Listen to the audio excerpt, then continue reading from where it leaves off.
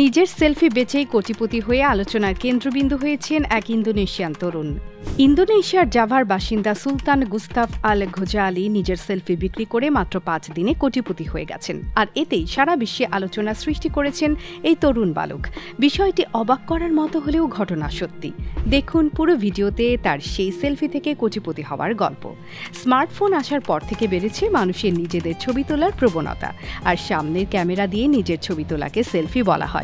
মানুষ কোথাও ঘুরতে গেলে বা কোনো স্মৃতিমধুর সময়কে বন্দি করে রাখতেই মূলত সেলফি তোলে বেশি। মানুষের তো অনেক রকমের শখ থাকে। কারো শখ হয় কয়েন জমানো, আবার কারো বা শখ হয় ভ্রমণ করার। তেমনি 22 বছর বয়সী এই তরুণের শখ হচ্ছে সেলফি তোলা। ঘোজালি বিগত 5 বছর ধরে প্রতিদিন সকালে কম্পিউটার চেয়ারে বসে একটি করে সেলফি তুলেছেন। গেমিং লাইভ স্ট্রিম করার আগে নিজেকে দেখার জন্যই মূলত তিনি প্রতিদিন সকালে ঘুম থেকে উঠে এই সেলফি তুলতেন।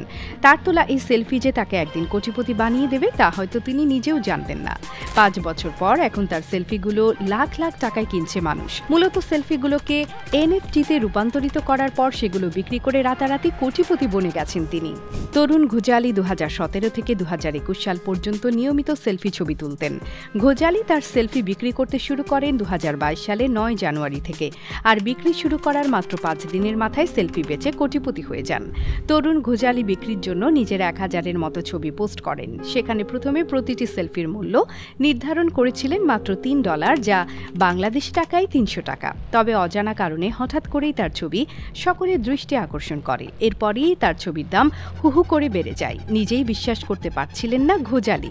কেন তার ছবি মানুষ এত দাম দিয়ে কিনছেন, এ নিয়ে গভীর ভাবনায় পড়ে যান তিনি। ঘোজালি প্রথমে ভেবেছিলেন কোনো সংগ্রাহক তার সেলফি সংগ্রহ করলে সেটা মজার একটা জিনিস হবে, তবে এত মানুষ কিনবে সেটা চিন্তাও করতে পারেনি। প্রথমে প্রতিটি সেলফির দাম মাত্র $3 রাখলেও চাহিদা বেড়ে যাওয়ায় পরে এক একটি সেলফির থেকে $806 দাম পাওয়া যায়। আর মাত্র 5 দিনেই 4 শতাধিক মানুষ তার অভিব্যক্তিহীন ছবি কিনেছে।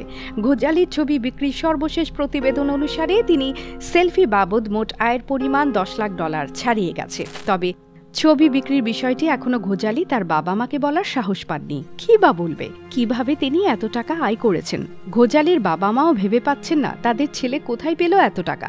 তবে জানা গেছে সেলিব্রিটিরা ঘোজালির সেলফি বিক্রিতে অনেক সাহায্য করেছেন। ইন্দোনেশিয়ার অনেক সেলিব্রিটি তার ছবি প্রচার করেছেন। আর এতেই আরও বেড়েছে সেলফি বিক্রির সংখ্যা।